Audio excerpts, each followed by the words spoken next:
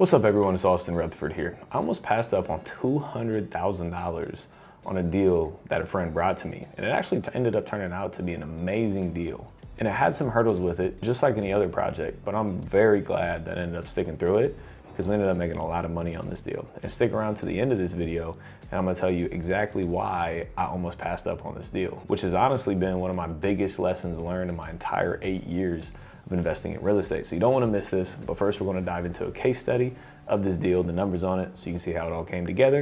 If you can smash that like button for the YouTube algorithm, be greatly appreciated. So one of my buddies actually ended up giving me a call. He was like, yo, I think I have this amazing opportunity.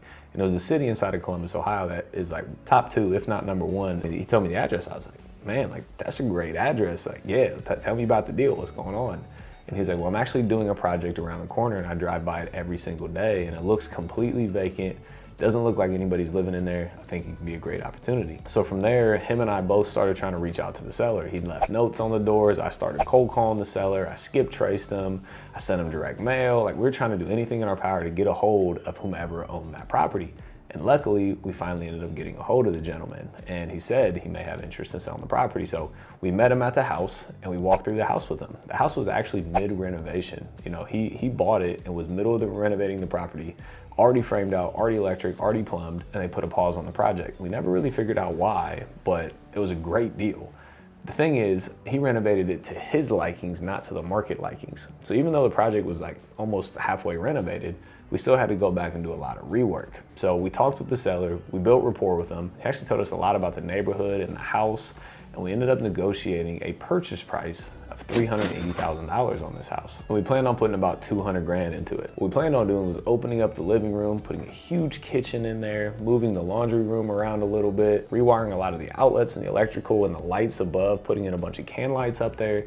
We wanted to make this as open concept and as modern as possible. And there was water in the basement as well. So we had to waterproof the entire basement, bring somebody in, dig up the entire floor, put a French drain system and a sump pump in to get the water out of the house so we could finish the basement to add more living space to make the house even nicer. And the kicker here is that they already were in the middle of the renovation, but they stopped over 1.5 years ago. So it's sitting vacant for 1.5 years, paying like $35,000 a year in property taxes. So they just had money to blow, I guess. But their plans on the house was not our plans. So we had to bring our own architect, our own engineer into the property to redraw the plans and then go back to the city and get it re-approved.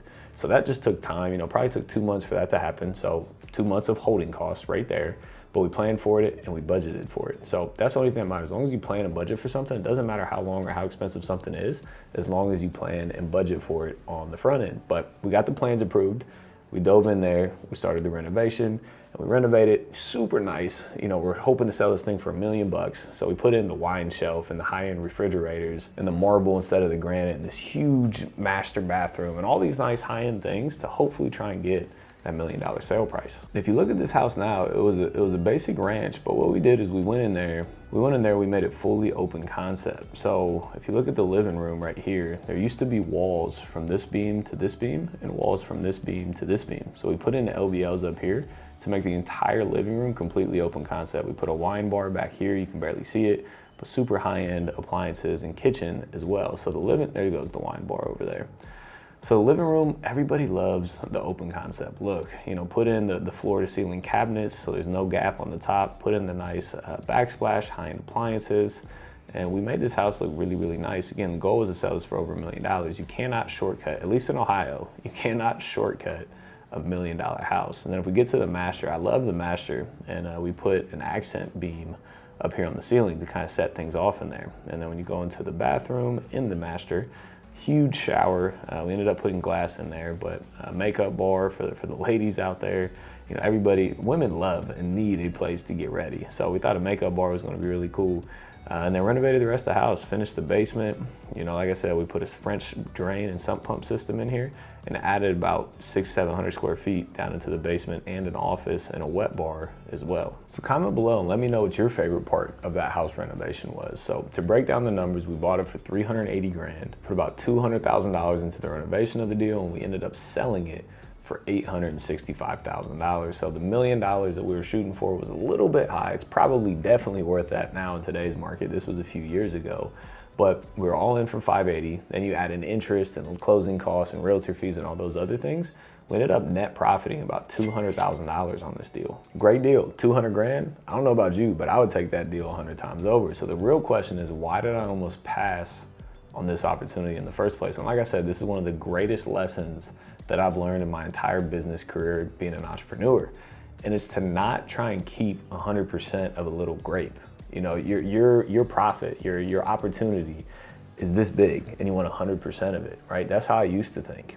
But then partnering with somebody on this deal, it made me realize there's a way to make a lot more money with other people and have fun doing it. So I no longer want 100% of a grape. You know, I want 20, 50, 80% of this big old watermelon, which gives me way more money, way more equity, way more time, way more resources, way more of everything just by working with other people. So now, today, a lot of my deals are partnerships. You know, we're closing on 19 units with a buddy of mine. We flip houses with other people all the time. We buy from other wholesalers all the time. We do a lot of things on a JV style joint venture, means a partnership between two or multiple people. A lot of my business is done now on JVs, and it's one of the best decisions I ever made in my entire career. So I want to stress to you, don't be so tight and so scarce. You know, the scarcity is everywhere. That's what everybody thinks, right? There's so much opportunity in this world to make money, especially with other people. Don't deny opportunity just because you want to be selfish. Have the abundance mentality, work with other people, and everybody will end up making a lot more money. So if you have any opportunities in Columbus, Ohio that you're looking to wholesale, we're buying deals. If you have apartment buildings anywhere in the country, we're partnering with people on multifamily buildings. So if you have any of those opportunities, make sure you send them to me. You can either email me at austin@thereblueprint.com or shoot me a message on Instagram at austinrutherfordofficial, and I would love to get a deal done with you. So comment below. Let me know what your thoughts on the renovation is. Let me know what your thoughts on the abundance versus scarcity mindset is. While you're down there, make sure you smash that like button for the YouTube algorithm. Hit the subscribe and notification bell so you can get all this content going forward. As always, appreciate you being here. See you on the next one.